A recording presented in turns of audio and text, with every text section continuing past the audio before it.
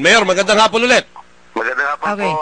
Alright. Mang Vic at Karen. Si Karen. Mayor Song, sabi nga po, no, yung narinig nyo naman yung panayam namin kay Attorney R.G. Guevara. First and foremost, yung Linawin na Karen, no? Para maintindihan niya rin. Kasi bago daw siyang abogado eh.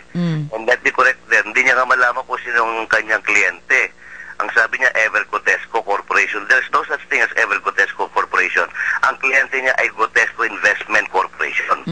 Now, there are three obligations of Gotesco Investment Corporations. One, nung nagkabentahan ng lupa, nung time pa ni Mayor Malonzo, ay hindi nga sila nakabayad. Oh, that's one obligation. Two, because they have to pay real tax on the land. Three, they have to pay real property tax on the building. Okay. Just because nagkabayaran, dahil hinabol ko nga eh. Hinabol ko, wala nangyayari, hindi nagbabayad ni Isa 5, hinabol ko yung kabayaran niya. Nagbayad naman ng down payment ng 30 million. Yun. Over spread of 3 years. Yung kanyang installment, okay? Okay. So, okay na tayo doon. But, it doesn't mean na condone yung taxes niya. Di po ba? Sabihin, na-transfer na yung titulo sa'yo, di ba? Habol ko lang yung kabayaran mo sa lupa. Dahil kinuha mo sa amin yan na libre. Hindi pwede yun. May obligasyon ka sa real property tax as of that time. Dahil sa'yo na yung lupa eh. Okay. Ngayon, so paano ito ngayon? No? Ang sinasabi nga niya, merong earlier decision from a Manila court na status quo muna ang sitwasyon. Preliminary injunction daw. It's like this. Yes, indeed, there was an injunction issued because nagpasa ang City Council ng authorizing the City Mayor to enter into a management contract para to run the Gotesco Mall. But before it could be approved by the City Council, ay siguro nag-click sa kanila, nag-file kagad sila ng injunction. Alam niyo, Karen, yung Gotescos kasi magaling kumuha ng puro injunction yan. Injunction, kasi malakas yata sila sa korte. Ewan ko kung sino ginagamit nila. Para delay, ano? Delay. Yes. So, in other words, palaging outside of Caloocan kung kumuha sila injunction. Okay? Ngayon, na-enjoin kami. But it doesn't mean na we are not entitled to file a writ of possession. So, we filed a writ of possession, which was granted by the court. Ngayon, sinong dapat susundin? Sabi niya kanina, eto nga, umakit nga kami sa Court of Appeals para malaman na ang totoo. Well, umakit nga sila sa Court of Appeals but there was no restraining order issued by the court.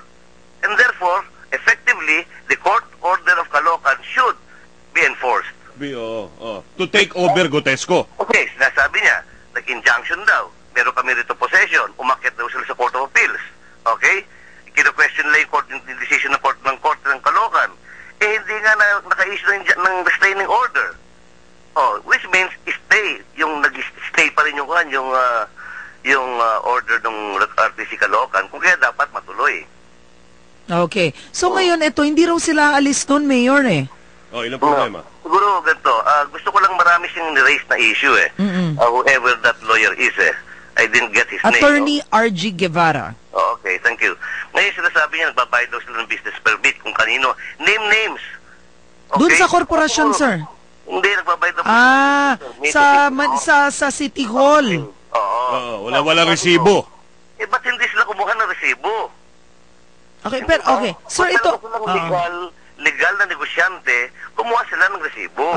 Okay, pero sir, I think... sabi siyang sako-sako. Ano ba yun? Sako-sakong candy ba yun? O sako... Alam mo, kung may sako-sako talaga dito, siguro walang gulong ganito. Hindi nga. Humingi daw nga kayo ng yan ang balita. Humingi kayo ng... You extorted money from the Go family at sako-sakong salapi ang inakyat dyan. Up for them to prove it. Kaya sabi nga, kung may sako-sako, dapat tapos na yung problema. Yun ang punto nyo. Okay. Dapat bahid nila sa siyudad yun at kumuha sila ng resibo. Okay, sandali lang, sir. I think you should set the record straight once and for all. Kayo ba ang may-ari ng Victory Mall? No po. Hindi po totoo yun. They can check the business permit. They can check the BIR. They can check the Security Exchange Commission. In other words, all of these issues... Sino may-ari nun, sir?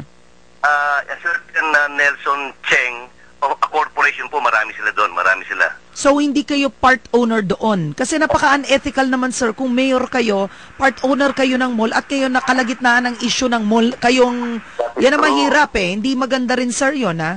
Oh, that is true. Kung kaya't wala nga ako, hindi ako kasali doon sa Victory Mall eh. As a matter of fact, I don't have any business. I was a practicing lawyer wala pa ako naitatayo negosyo. Okay. Okay, pero ngayon, sir, the fact of the matter is, anong mangyayari ngayon? Inakyat nila sa Court of Appeals ang etong writ of issue. possession, etong buong issue na to para malaman kung sino ba talaga ang dapat magpatakbo noon or kung aalis yung mga tao, ano? Inakyat po nga nila sa Court of Appeals, requesting or praying for the issuance of a restraining order. Up to this point in time, hindi pa po nila nakukuha ang restraining order. Ang nangyayari po sa Court of Appeals ngayon, parang nape-pressure yung justice, ma-inhibit. Puro inhibition na po nangyayari sa Court of Appeals eh. Parang hawak na ito isang justice isang kaso. Diba? Siguro, base niya na hindi dapat mag-issue restraining order. O sige, mag-inhibit ka lang para ibang justice na mag-issue restraining order. Tama po ba yun? Okay. Sige. Yun naman. Okay. So, mukhang ilang araw pa to, sir, no? Kumbaga, hindi pa talaga tapos ang So, problema. Hindi rin kayo aalis yan? Hindi nyo paalisin yung sheriff o hindi aalis yung sheriff dyan? Iyan, hindi ko na alam. Sa bagay. Oo nga pala. Okay. Pero may nag-text dito, Mayor Karen, yung Victory Mall, di hamak na mas maganda sa Gutesco. Tapat yun ng Gutesco, tabi ng sakayan ng Victory Liner Bus. Kaya baka Victory. Terminal. May nag-text rito, Mayor. May nag-text. Tawag na Victory yun. Okay. Sige. Kasi ang pangalan dati yan ay Monumento Mall. Monumento Mall. Okay. Oh. Sige. Salamat Mayor. Salamat ulit for your time. Thank you so much too. Thank you.